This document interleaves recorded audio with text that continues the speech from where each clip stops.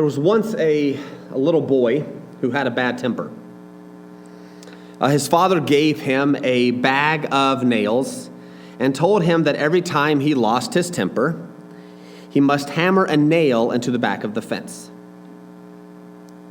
Well, the first day, the boy had driven 37 nails into the fence.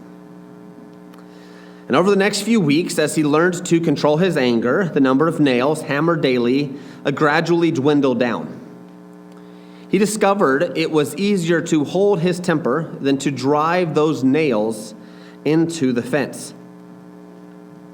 And finally the day came when the boy didn't lose his temper at all. And he told his father about it, and the father suggested that the boy now pull out one nail for each day that he was able to hold his temper. The days passed, and the young boy was finally able to tell his father that all the nails were gone. The father took his son by the hand and led him to the fence, and he said, "You have done well, my son, but look at the holes in the fence. The fence will never be the same. When you say things in anger, they leave a scar just like this one. You can put a knife in a man and draw it out, and it won't matter how many times you say, 'I'm sorry,' the wound is still there." As I talk about anger, our minds will probably drift to the most recent time we saw someone get angry. It happens during football games and baseball games. We watch players attack fans. We cheer it on during hockey games. You can spend 5 minutes and listen to parents yelling at teenage refs over what they viewed was a bad call. We get mad over the failure of parents in managing their kids in a grocery store. We yell out at the person who cut us off at the road while driving. We turn on the TV and we watch political commentators mad over some slight they perceive the other side did to them. We yell and protest and get mad at the protesters and protest them. We dump milkshakes on those that disagree with us. We yell out and insult at people with different political stances than we do on social media. We complain about our neighbors, pastors, police, mayors, friends. We get mad at other kids and other people. And the sermon has probably already made you mad. Anger is America's pastime. We enjoy watching it. We enjoy being it. And we were mad about it. But this is nothing new. This is sadly a part of the human condition. And Solomon recognized that the danger that anger was to his son and future leaders of Israel, and spoke out into this area of life. Eleanor Roosevelt says that anger is one letter short of danger. It says in Proverbs 15:18 that a hot-tempered man stirs up strife, but he who is slow to anger quiets contention. In Proverbs 15:18, we see that strife, which is conflict or bitter disagreement, occurs when a hot-tempered man gets his way. He stirs the pot and makes things worse for other people. Another example is what we see in Proverbs 20:20. The terror of a king is like the growling of a lion. Whoever provokes him to anger forfeits his life. A king kills someone that makes him angry. Did you notice it didn't matter if the guy was right or wrong? He just made him mad, and he forfeited his life. It has been well documented the amount of abuse cases in the United States where angry men who view themselves as king violently harm and at times kill their wives and children. The last example we see is in Proverbs 29:22, where it says, "A man of wrath stirs up strife, and one given to anger causes much transgression." A man of wrath, or a man of anger, stirs up strife, which is just, get things stirred up. But I thought it was fascinating how Proverbs 29:22 ends, where one given to anger causes much transgression, which is sin. revenge, if you think about it, think of all the crimes that have been connected to anger. Revenge, there's violence, destruction, there's school shootings, mass murders, there's wars, abuse, road rage, unhealthy speech, and we can keep going. Angry people cause much transgression. So what Solomon has showed us, that angry people cause strife. Angry people will eventually cause loss of life. And angry people cause much transgression. Paul says in Colossians chapter 3, verse 5 through 10, "Put to death, therefore, what is earthly in you, sexual immorality, impurity, passion, evil desire, and covetousness, which is idolatry. On account of these, the wrath of God is the wrath of God is coming. In these too you once walked when you were living in them, but now you must put away them all." And so he's attaching now what we as Christians who are supposed to put off this. He says we're supposed to put off anger, wrath, malice, slander, obscene talk from your mouth.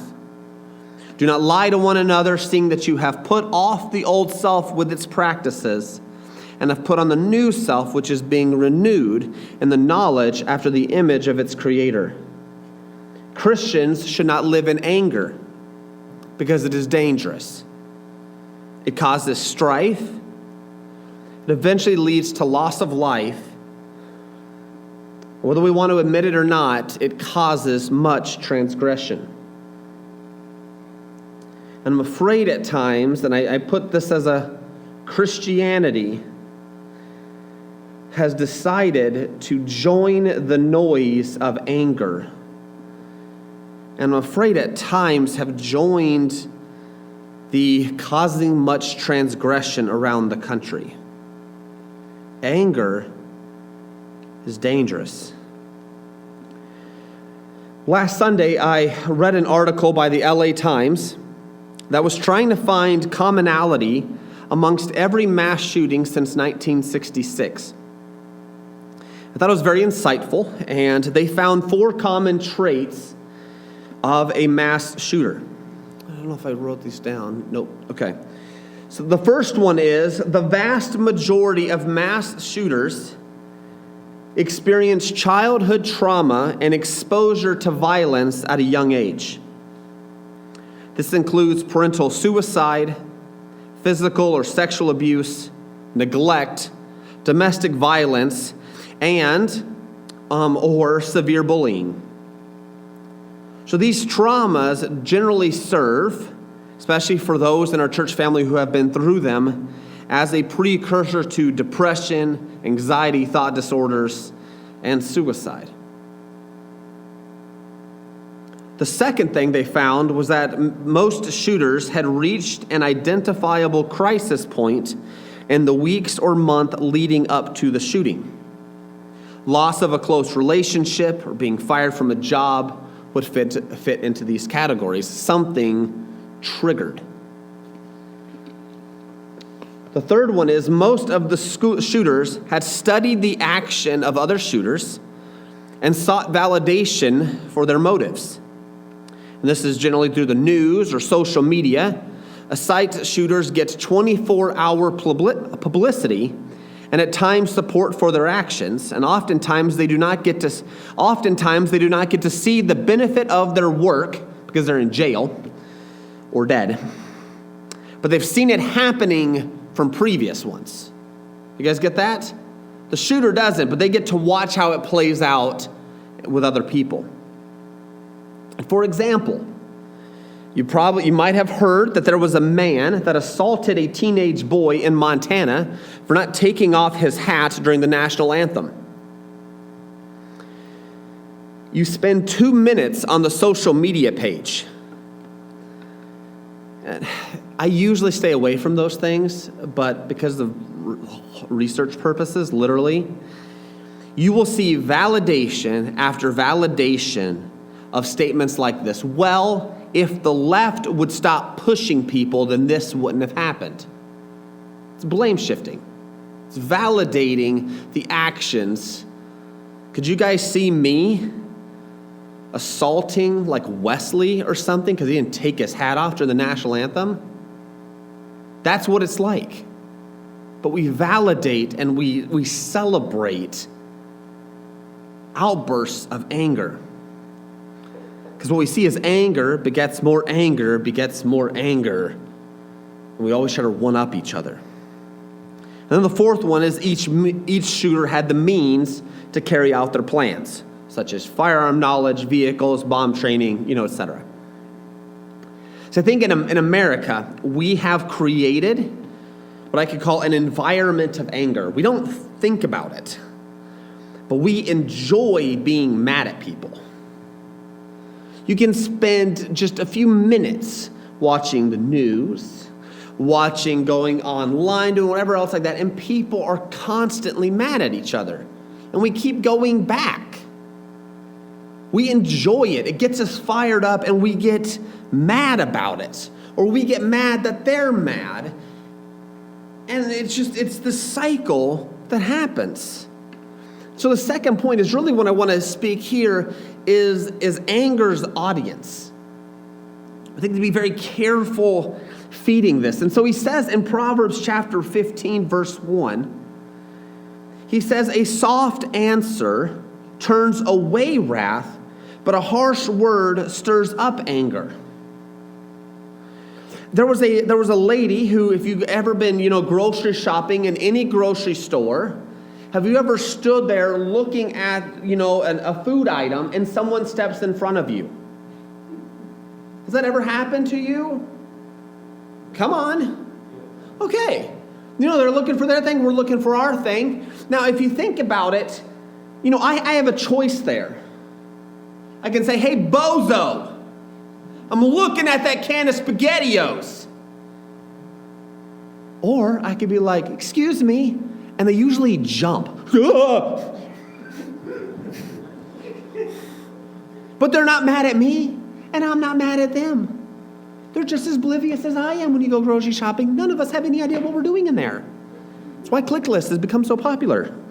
Let the other people do it. See, a soft answer. See, if I'd said, hey, bozo, they'd have turned and been like, who do you think you are? They'd have probably called me fatso.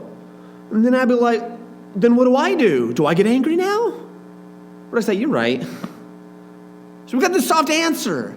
Soft answer turns, a harsh answer stirs up anger. We have a choice. Speak softly or harsh words.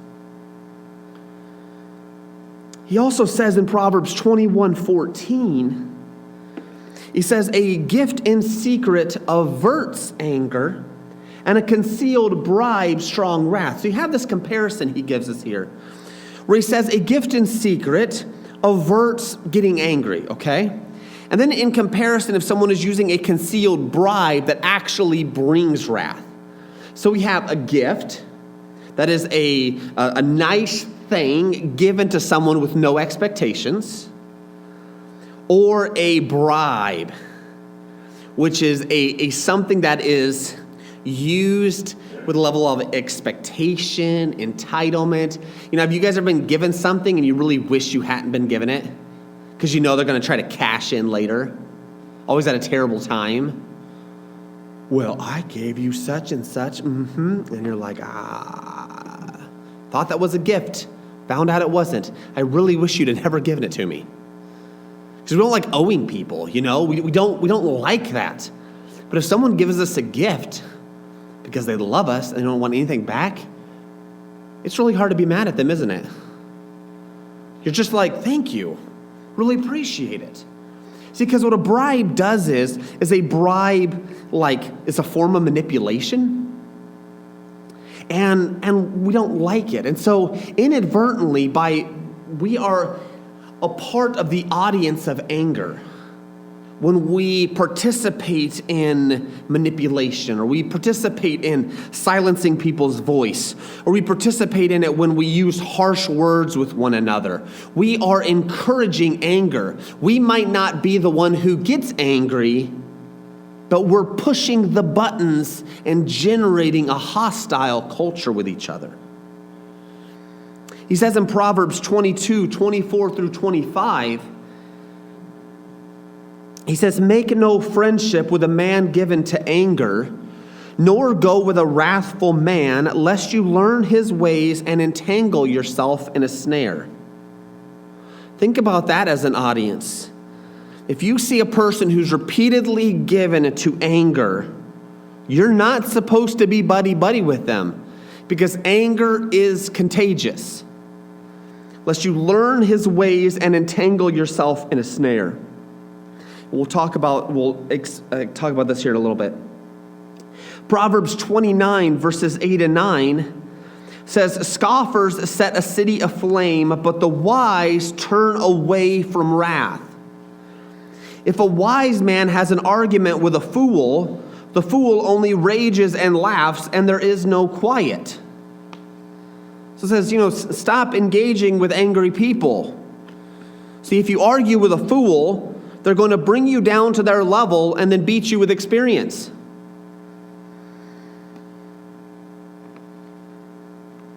And it says in Proverbs 19:19, "A man of great wrath will pay the penalty. For if you deliver him, you will only have to do it again." And I thought this was a fascinating verse. In Proverbs 19:19, I'd make note of it. "But a man of great wrath will pay the penalty. But if you keep bailing him out, delivering him, excusing the behavior, you will only have to do it again." You know what this brought to mind? This is a cycle of abuse that we've talked about periodically. When tension is building, people are getting angry, especially an abusive spouse, for example, an abusive husband, then there is an outburst of anger. And then there's eventual reconciliation. And we all at times have gotten mad. But if it has become a cycle in your family where nothing is being changed, then what you are doing is, by reconciliation and calming, you're actually repeatedly delivering the individual from the consequences of his actions. And so if an individual ever puts his hands on you, there needs to be consequences then. It's the only way to save the individual, to stop it right there. This outburst of anger is unacceptable, period. Talking to me like this, swearing, getting up, that's not okay. We're not going to engage in this. And you stop it. You don't bail him out. You don't bail her out. You deal with it then. And that's why, because if you do it, if you keep delivering, what does it say there? He will only have to deliver him again. It's a cycle. Anger is a cycle that we can get ourselves caught up in. So we must draw the line. Now I want to say something. So if you think about it in Proverbs 22, 24 through 25, which we read here a minute ago, where it says, "Make no friendship with a man given to anger." Sometimes you have no choice. I want to say this, that some of us have come from families, had fathers, had mothers who were given to anger. It's not like you can just get out of your family as a 10-year-old child. Am I right? It's not realistic, okay? Some people take off, but you're under the care of everything. And so you do learn the snare of anger because you have been watching anger play out over and over and over and over again in your family. And so if that happened, if that is you, then I would really encourage you to spend time working through this so you can see how this cycle has been playing out. Maybe it expresses itself differently in your life, but to spend time talking and working through this, allowing this to just be honest about it. Because you do learn the ways of angry people if you've been with them. You just can't escape it. And so it's there in some form, in some fashion inside. I'd really encourage you to walk yourself through it. Because you might have been an unwilling spectator of angry outbursts and abuse. Maybe you have been regularly for the last 20 years or so putting yourself in situations where anger thrives, whether it's a group of friends, whether it's radio, news, whatever it could be. We need to be careful that we're not encouraging anger by being spectators to it.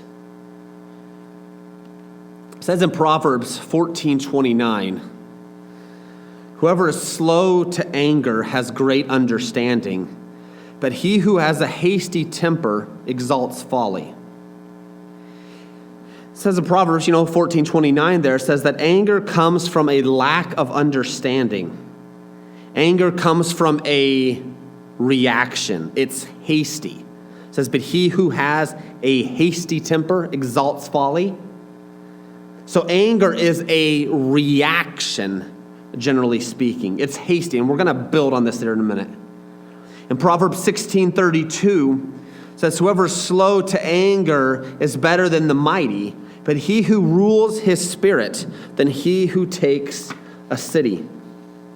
Anger is letting your spirit rule instead of you. Like I said, it's generally a reaction. And oftentimes when you get angry, people have described that they can't necessarily remember what happened. They can't remember all the details. They can't remember exactly what was said. Anger clouds your judgment. And there's a lot of biological stuff that goes on there. But it is letting your body rule instead of wisdom. Proverbs 11:23 says, the desire of the righteous ends only in good. The expectation of the wicked in wrath. And so there's an idea that there is a wrath is from unrighteousness, that wrath comes from wrongful expectations. And then Proverbs 19:11, I like this one. It says, good sense makes one slow to anger, and it is his glory to overlook an offense. So good sense or good understanding slows anger, and it looks better for us if we can overlook offenses and stay calm. And that's a neat way. Now, what this means is, because we just talked about the cycle of abuse, we're not saying allow it, but we're saying to stay in control, because as anger produces more anger, it's just a cycle that we go, so you have to stop it. And at times you just got to say, hey, that's not okay. You can forgive the individual. You can choose to get away from the individual. You can choose to react that way, but you can choose not to get angry and let it harbor and create inside you, okay? Now, years ago, someone shared this with me. And that's anger is, generally speaking, what people call a secondary emotion. It usually happens after you feel something else. And so the quote is, anger arises in response to feeling hurt, which is sad.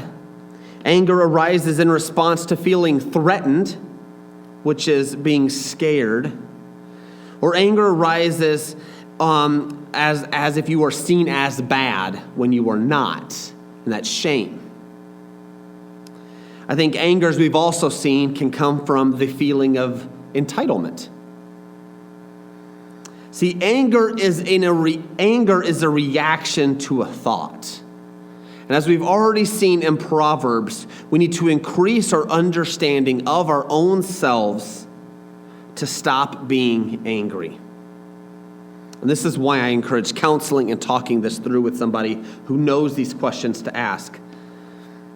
So, for example, you have the statement, maybe your wife or your spouse or your husband says a statement that hurt us. Let's be honest, there was no ill will with the statement. If we took a few steps back, we realize she or he meant nothing by it. That's just honestly how he talks. And there's some times where the spouse is just actually being a jerk. But, for whatever it is, you have this statement. And what can happen here is as your spouse says this, or your spouse is just frustrated at this and is just blah, just complaining about this or that or whatever it is. And then we will take it sometimes and personalize it and make it about us. And then we're like, man, I feel bad because, I didn't do that, or I could have done that and I didn't do that. And so now I feel shame. And since I now feel shame, I get angry and push back. Or if someone says something and it really hurts us, in order to defend ourselves from it, we get angry and we fight back. And at times you've heard of fight or flight. When someone threatens us or we have perceived that it is a threat, we fight back. We get angry. We react in fear and we get angry about it. And I think what we generally see play out in most of our circles is fear. I don't exactly know, because like I said, I don't know everybody, but I think fear is generally what drives people to be angry. We are scared of the Chinese.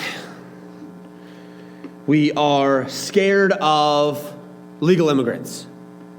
We are scared of the police. We are scared of the government. We are scared of our neighbors. We're scared. And so we get angry and we get mad. And instead of just coming to terms with why we're scared and dealing with that, we cover that with anger.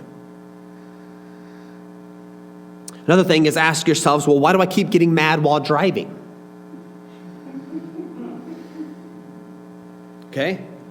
Sometimes you get scared because the car literally almost hits you. So you were scared. We can process that through. I was scared. I was mad. I wish I had a bulldozer. Done. But I did not. So I got scared. I have kids in the car. I get scared.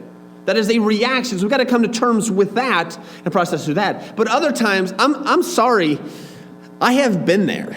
You can ask my wife, okay? You can ask her. You are allowed to do it. But I used to get really, really, really mad because I felt, and it's through the course of me growing up in my childhood in church, etc., that car clearly knew what they were doing to me and they chose to do it. So what do? You make it about, so that guy got in front of you, yeah, there was plenty of room. That guy could have easily merged. And so you don't let him in.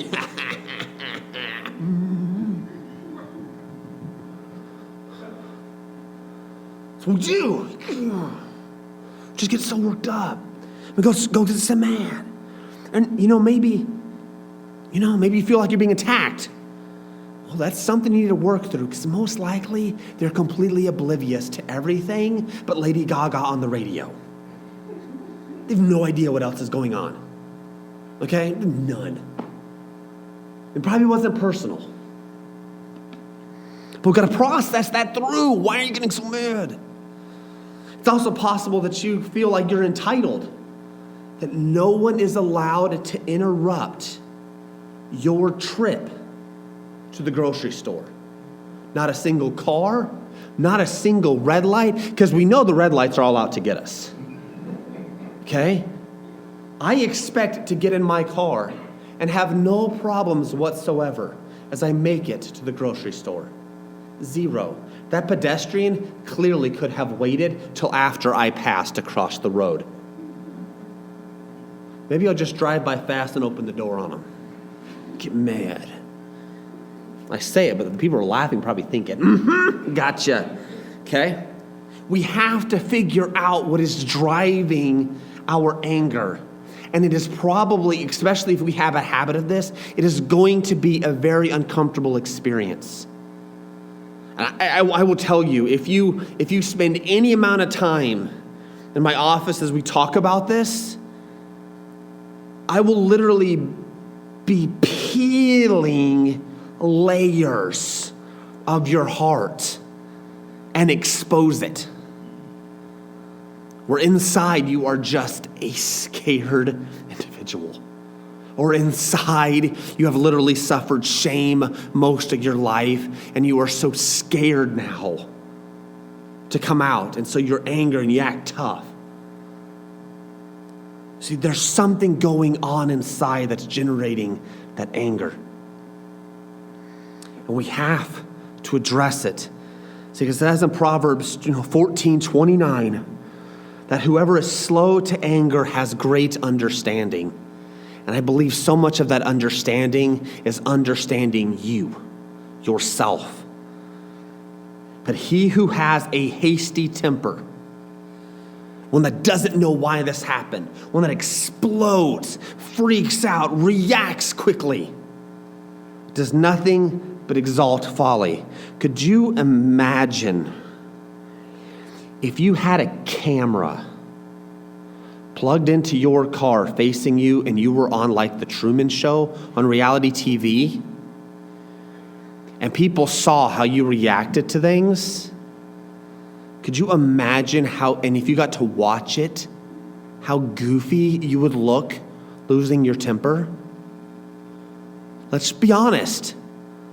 It's not very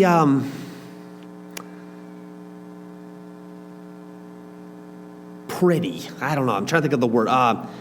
It's just not good to watch. It's just not. So we have to have a great understanding, and that starts with you and what is going on in our hearts. And so find out what is driving your anger. And if you can't, please talk with me. And we'll do it together. And we'll figure out what's generating that.